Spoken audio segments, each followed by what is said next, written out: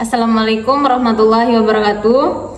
Perkenalkan, nama saya Nazila, NIM 105230 183, kelas 2G Ilmu Pemerintahan, mata kuliah Islam dan Peradaban Melayu.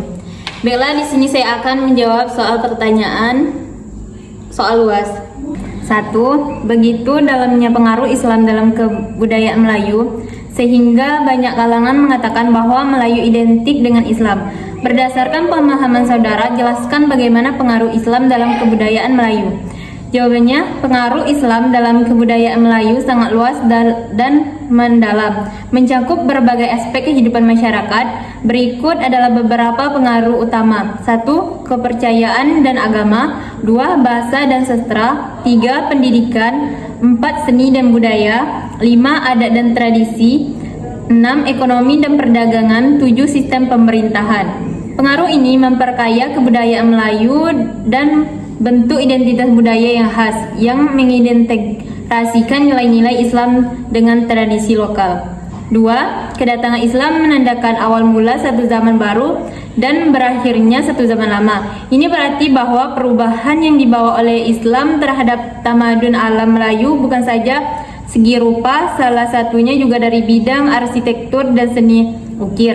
Berikan contoh perubahan yang dibawa oleh Islam terhadap alam Melayu dari bidang arsitektur. Jawabannya, perubahan yang dibawa oleh Islam terhadap alam Melayu dalam bidang arsitektur terlihat dalam beberapa aspek utama, yaitu 1. Masjid, 2. Istana dan bangunan kerajaan, 3. Rumah tradisional, 4. Infrastruktur. Contoh konkret dari perubahan ini bisa dilihat pada arsitektur Masjid Agung Demak di Indonesia, yang menggabungkan elemen arsitektur lokal dengan pengaruh Islam, serta Istana Sultan di Melaka yang menunjukkan pengaruh Persia dan Moghal dalam desainnya.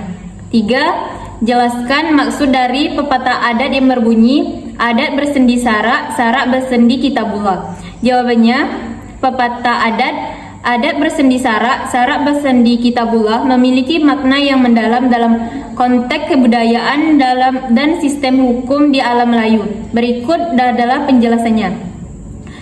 1. Adat bersendi sarak maksudnya adalah bahwa adat istiadat atau tradisi dalam masyarakat Melayu harus sesuai dan tidak bertentangan dengan ajaran syariat Islam. Ini berarti bahwa segala bentuk adat yang dijadikan oleh masyarakat harus sejalan dengan nilai-nilai dan prinsip-prinsip yang diajarkan oleh Islam.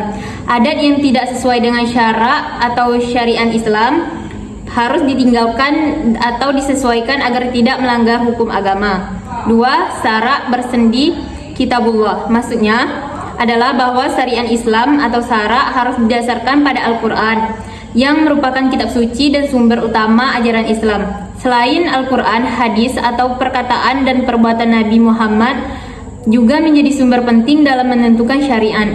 Segala aturan dan hukum syariat harus merujuk pada kitabullah, Al-Quran, dan tidak boleh bertentangan dengan wahyu yang telah diturunkan oleh Allah Subhanahu wa Ta'ala. Secara keseluruhan, pepatah ini menekankan keterkaitan yang erat antara adat istiadat, syariat Islam, dan Al-Quran. Adat dalam masyarakat Melayu harus selalu diukur dan diselaraskan dengan syariat Islam, merujuk pada Al-Quran sebagai sumber utama ajarannya. Baiklah, nomor 4. Agama Islam pertama kali tiba di Myanmar pada tahun 1055. Berdasarkan pemahaman saudara, silakan saudara jelaskan bagaimana sejarah dan dinamika masuknya Islam di negara Myanmar tersebut. Jawabannya, masuknya Islam ke Myanmar memiliki sejarah panjang yang penuh dinamika. Berikut adalah penjelasan mengenai sejarah dan perkembangannya. 1. Kedatangan awal pada abad ke-11 tahun 1055, Islam pertama kali tiba di Myanmar melalui para pedagang muslim dari Arab, Persia, dan India yang berlayar ke pelabuhan-pelabuhan Persia Myanmar.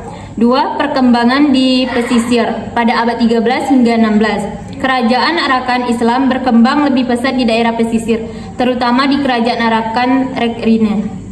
3. Periode kolonial abad ke-19 hingga awal abad ke-20. Kedatangan Inggris. Selama pemerintahan kolonial Inggris lebih banyak imigran Muslim dari India dan Bangladesh datang ke Myanmar sebagai pekerja dan pedagang. 4. Pasca kemerdekaan pada tahun 1948 hingga sekarang. Kedatangan etnis dan agama setelah kemerdekaan Myanmar pada tahun 1948, hubungan antara mayoritas Buddha dan minoritas Muslim hingga menghadapi tantangan ketegangan etnis dan agama meningkat, terutama di daerah Rakhine yang dihuni oleh etnis Rohingya, kelompok Muslim yang signifikan. 5. Dinamika sosial dan politik. Peran politik selama bertahun-tahun Muslim Myanmar menghadapi berbagai bentuk diskriminasi dalam hak kewarganegaraan, pendidikan, dan pekerjaan. Sejarah dan dinamika masuknya Islam di Myanmar menunjukkan bagaimana agama ini berkembang melalui perdagangan dan interaksi budaya, tetapi juga menghadapi tantangan besar terutama terkait dengan ketegangan etnis dan agama. Nomor 5, sejarah masuknya Islam di Jambi tidak tunggal.